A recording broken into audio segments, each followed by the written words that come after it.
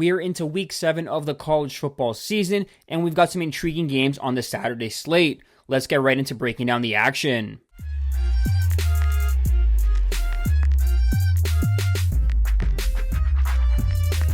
What's up, sports fans? My name is Chris. Welcome back to Game Day Wagers, and thank you for watching this week's episode of the College Football Picks and Predictions Show. Today is Thursday, October 9th, and in today's video, I'm going to be breaking down Week 7 of the college football slate. For Saturday's card, we're coming out firing with 3 selections in 3 critical games that I believe have the best opportunity to turn us a profit on a Saturday night. Now, before we get into the plays though, if you guys haven't already taken a second to like the video, please go ahead and do so now. It helps greatly in supporting the channel. And if you guys are new around here, please hit the subscribe button. We are pumping out some great content on a daily basis. We just went live with our flagship show, The Game Day Grind, which covers picks and predictions across every sport on a day-to-day basis. Monday to Friday, you can find it on my YouTube channel between 12 and 12:30 Eastern Time.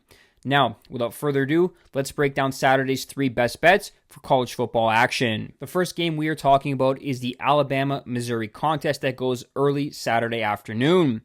I think this whole Alabama is done narrative was blown way out of proportion after dropping their week 1 game against Florida State. Sure, that loss aged poorly given how Florida State has fared over the last 2 weeks, but remember, this is a Florida State team that had all offseason to prepare, and in week 1, sometimes teams can catch lightning in a bottle. Of late, we've seen what the real Alabama looks like. The Tide have ripped off impressive wins against Georgia and Vanderbilt in back-to-back weeks, and it's been a complete team performance. The defense has tightened up, and Ty Simpson has been absolutely dialed in. He's completing 76% of his passes during the 3-game winning streak with 11 touchdowns. Ryan Williams is turning into one of the better receivers in the game today, and Jam Miller's breakout game rushing the ball last week will give this offense an added dimension. Now, if you look at Missouri, they look great on paper, top 5 nationally in total offense, top 2 in yards allowed on defense, but let's be real, it's all about who they've played. Their only decent win this season came against a Kansas side that they needed a late comeback to do so.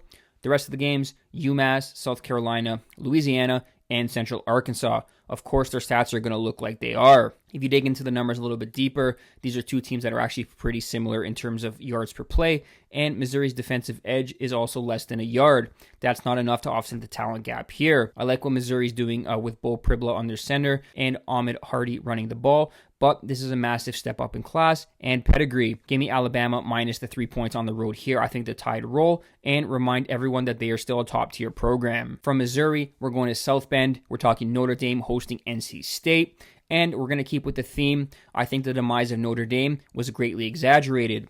Yes, they opened up the season with 2 close losses to 2 really good teams, but since then, they've been absolutely locked in. 3 straight wins, and they look dominant on both sides of the ball. CJ Carr is playing the quarterback position as well as anyone in the country, if not better. He's confident, he's efficient, and he's getting help. The Irish running game has finally found its form, topping 200 yards rushing in each of their last 3 wins. If you look at this NC State side, this is a team that's allowing 25 points per game, and they're giving up third downs at roughly over 44%. Statistically, Notre Dame's the much more complete team. They're nearly +2 in yards per play margin compared to NC State's +1. Look at these 2 teams from a strength of schedule perspective. This is the first real powerhouse NC State has fared. They've played a soft slate to date, and this trip to South Bend is a huge jump up in competition. Notre Dame just held the Boise State Broncos to just 7 points, and in my opinion, the Boise State Broncos offense is miles better than the NC State Wolfpacks. Bottom line, this game sets up perfectly for the Irish at home to win big, and cover the minus 22.5 point spread. And finally, from South Bend, we're going to College Station, where Texas A&M are hosting Florida.